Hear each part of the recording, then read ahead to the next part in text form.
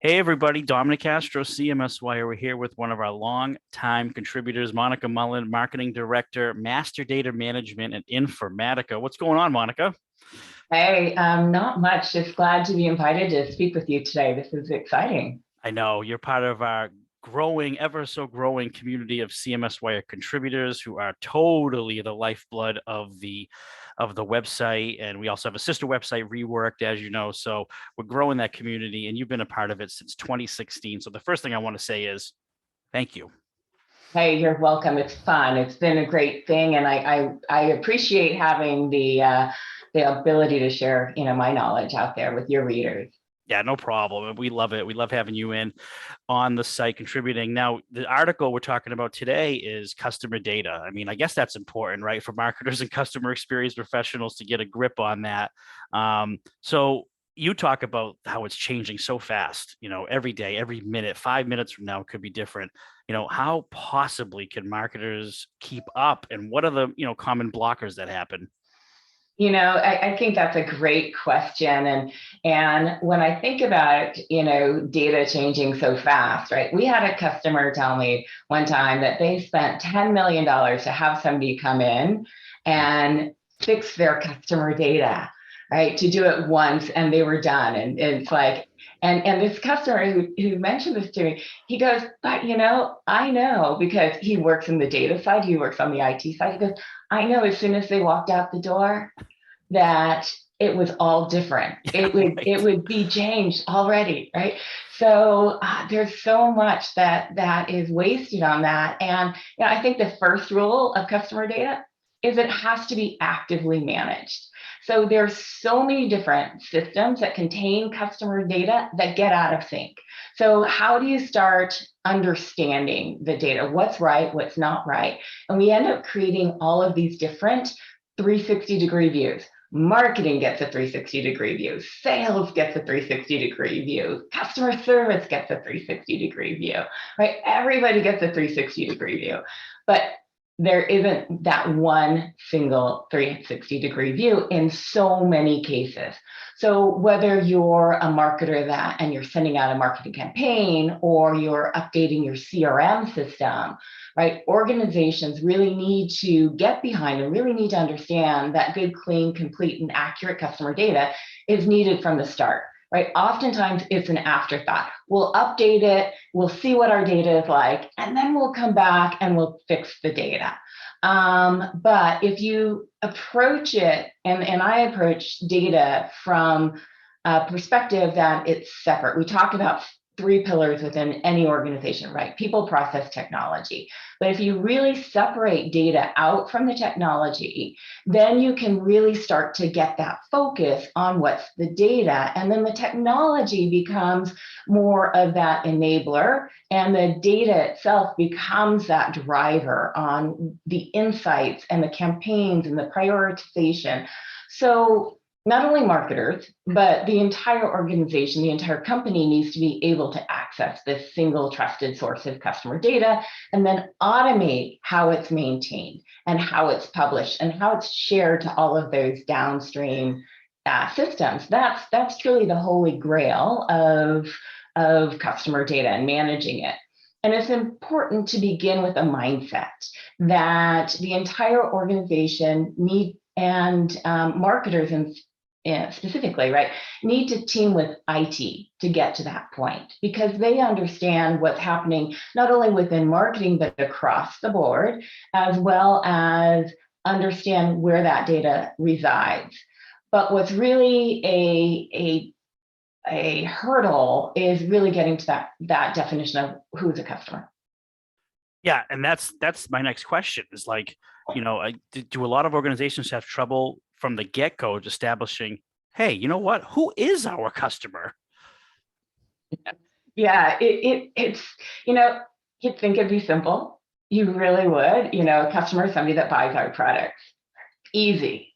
But what if that customer resides in a household, right? And somebody does the research, and that's who you see, but somebody else actually does the purchase, and then somebody else does the usage. Automotive industry is a great example to use for who is a customer.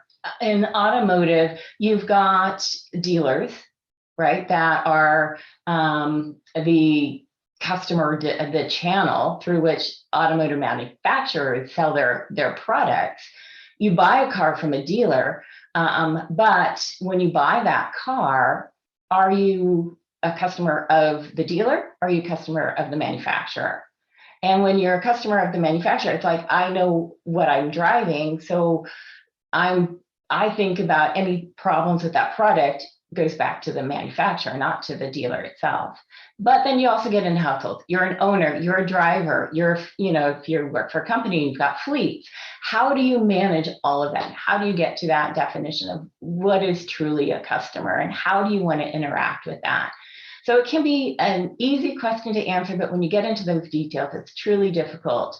And getting agreement often slows down how you develop a strategy to manage that customer data, because you have multiple lines of business. Maybe they're a prospect in one line of business and a customer in another.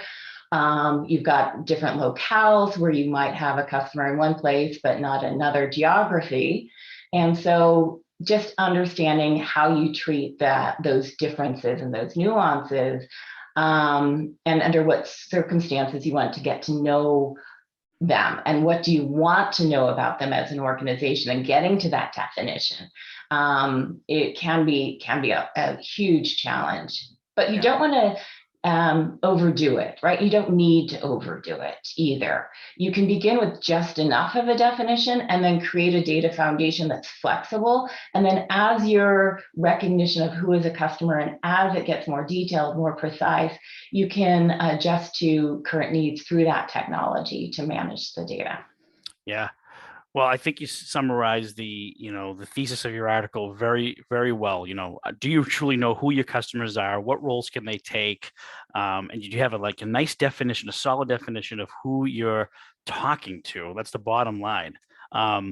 Looking forward, I mean, you've been with us since 2016, consistently writing about this topic, personalization, customer data. Is there anything our readers can expect going forward? What kind of trends are you watching for the rest of 2022?